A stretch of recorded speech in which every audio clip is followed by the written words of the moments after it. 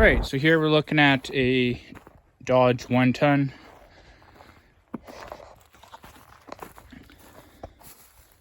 Power wagon.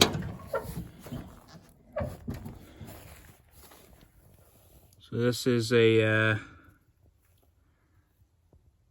79 Dodge. This cab is going to be coming off pretty shortly here. Just doing an initial video of what we have to work with. The engine bay is going to get all disassembled. The front fenders and everything will be taken off. And then under the tarp here, I have a 3rd gen 5.7 Hemi.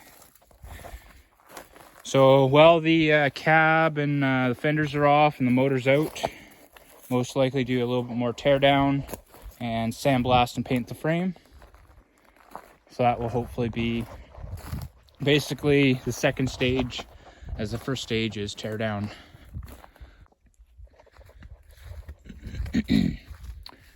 Okay, so back on the Dodge frame here, you can see there's no cab on it, as well as the motor has been removed.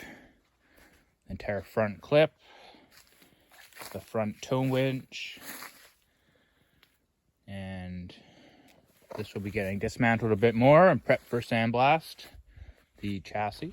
Over here, you can see the motor is on a pallet. Gonna pull the clutch off and take a look at some parts, as well as the cab here. It is off and on a pallet as well now. Front end, the grill, and the rad support. So this came off after a few hours of grinding and bolt pulling. Some extra parts. Anyway, so this cab is pretty much scrap metal. Motor is pretty much scrap metal. It did run, but the cab is pretty rusty. So back over here, gonna prep this out for some sandblasting, get this pallet off with the other motor.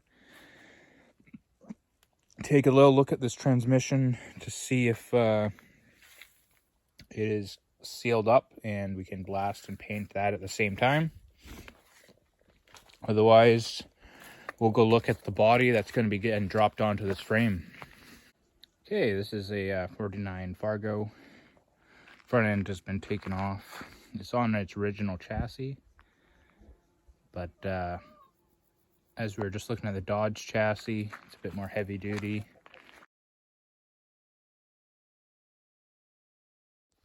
Okay, so the frame here is pretty much ready for blasting. There is a steel angle iron welded on for a tilt deck, so that's been ground off today. Gas tank has been pulled out. Transmission, drive shaft, and transfer case has been pulled. So we'll be just getting ready for some degreasing on the steering box and a couple other spots, and then prep for sandblast.